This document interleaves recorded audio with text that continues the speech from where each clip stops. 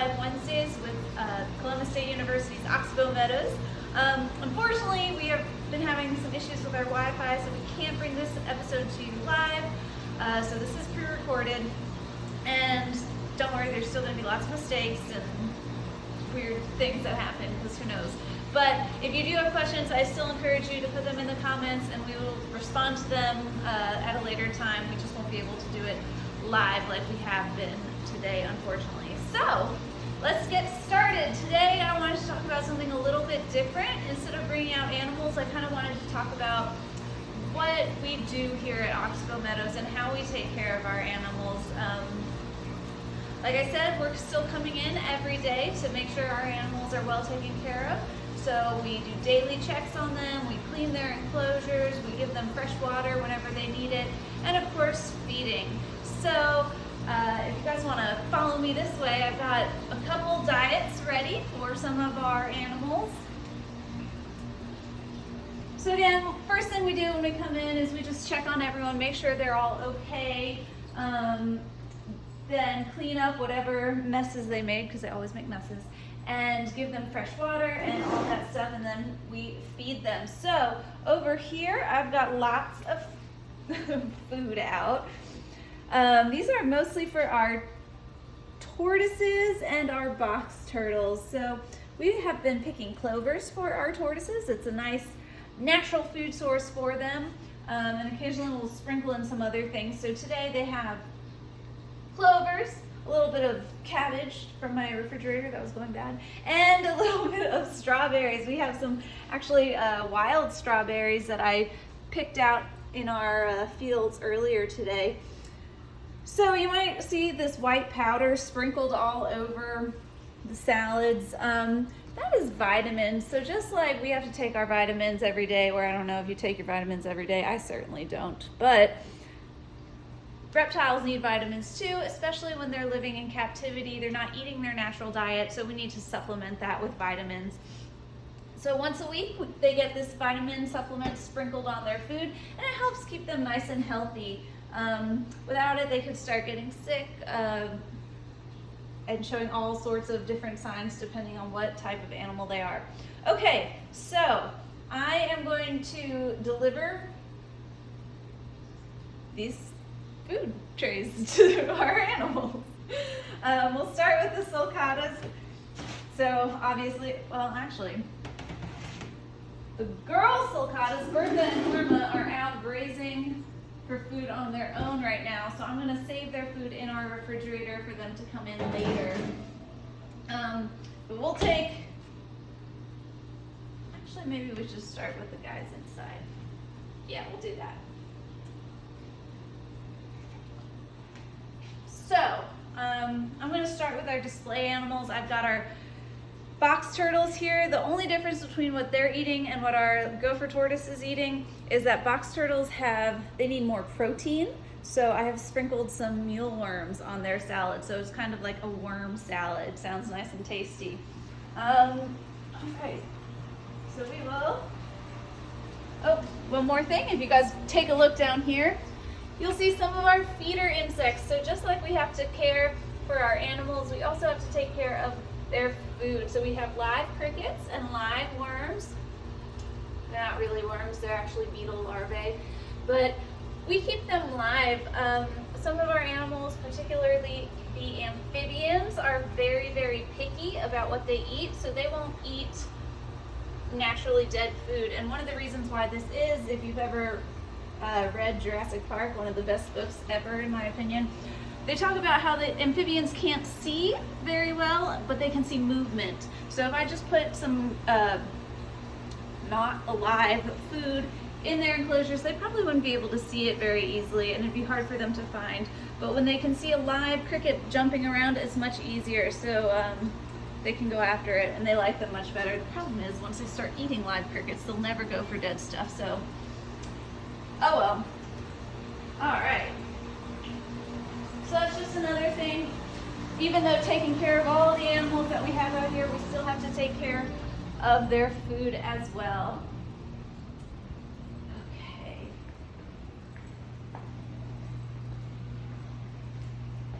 This guy's ready for it. He's coming up. Oops.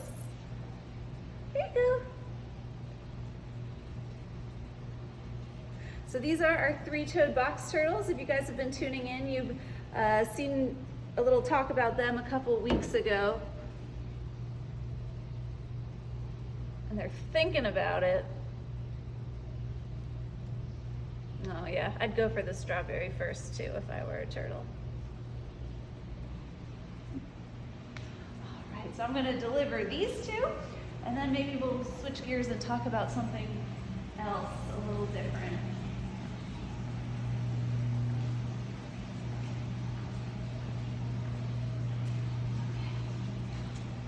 So again, this is for our eastern box turtles. They get a worm salad as well.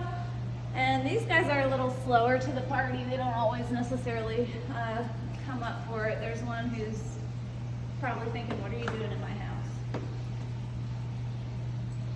And then we have our baby, our juvenile gopher tortoise. If you saw our Earth Day episode of Wildlife Wednesday, you remember talking about the larger gopher tortoises that we have outside. This one's a baby. I think he's about 5 years old, so it takes them a good while to reach maturity. He's gonna hopefully get much bigger. And gopher tortoises, if you remember, are herbivores. That means they don't eat any meat, so he does not have worms on his salad. I'm gonna help him find it.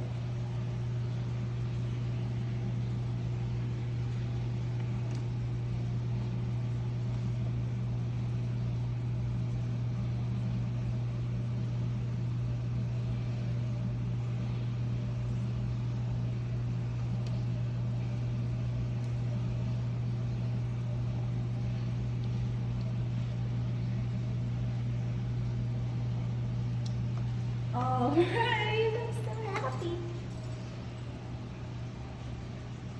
Yeah, he's gnawing on those clovers. Okay, so we can go, actually, while we're here, we'll take care of these fish. So I know last week we spent some time talking about the fish in this aquarium and how they use their different sensory organs. But today I just want to give you another quick little rundown about some more in-depth care. So having a fish tank, I'm sure many of you have realized this on your own, is a lot more work than just filling a tank with water and putting fish in it. So this tank in particular has been a struggle. We have to check things like the pH in it, so how acidic or basic it is. These fish like to keep their water around 7 or as close to it as possible, but the water itself tends to fluctuate. So sometimes we have issues with keeping it where it needs to be. We also have to do regular water changes to help keep that pH and other things in their optimal level. So another big concern is their ammonia and their nitrates and nitrites. As you're about to see, I'm going to feed these fish. Just like everything else, they will eat, they'll poop, and then that poop will collect in the tank. So we have to clean it up. Otherwise, if it builds up too much, it can make the fish really sick. I mean, think about it, it would make anyone really sick. It's pretty gross. So we have to make sure we're doing regular water changes. We have to make sure we're not overfeeding them. If we put too much food in the tank, little pests can grow between the rocks, and that's also no good. And then of course we have to take care of our filtration system. So we have 2 types of filters running this tank. You can see these black tubes at the bottom of the tank. Those are for our canister filters that go into the back behind this wall here. And then we have another type of filter. This one's kind of like a pool skimmer up at the top, where it just drains the water from the top and it goes through all this stuff in the back and then shoots up cleaner water out here. So fish, these fish are mostly in the wild. They would be eating smaller fish, bugs, things like that. But the catfish, I mean, will eat whatever they can get their mouths on. So I'm gonna toss the food in there. They're getting fish pellets. It's kind of a high protein pellet, so kind of gives them all the vitamins and nutrients they need. It's almost as good as eating real live fish and small invertebrates, although they will probably disagree. And you'll see they go really crazy for it. It's really funny. And some of our catfishes have actually learned to come up to the top and vacuum up all the food. So I hope you get to see that, because it's really cool. All right.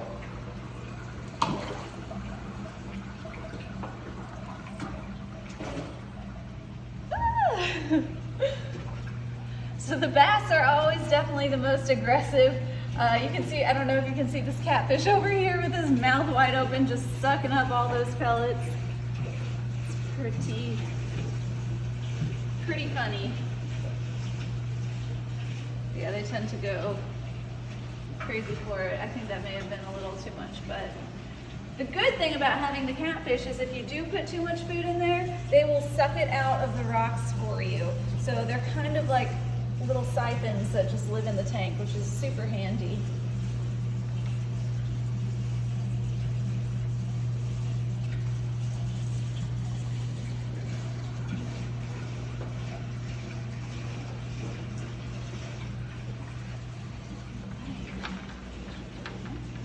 All right, everyone, well, that will conclude this week's episode of Wildlife Wednesday. I hope you guys enjoyed it. I hope you had fun. Tune in next week. Hopefully we'll be live again and you can submit your questions in real time and we can answer them. But again, if you do have questions, please put those in the comments and we will answer them as soon as we can. That's it. All right, thank you for tuning in.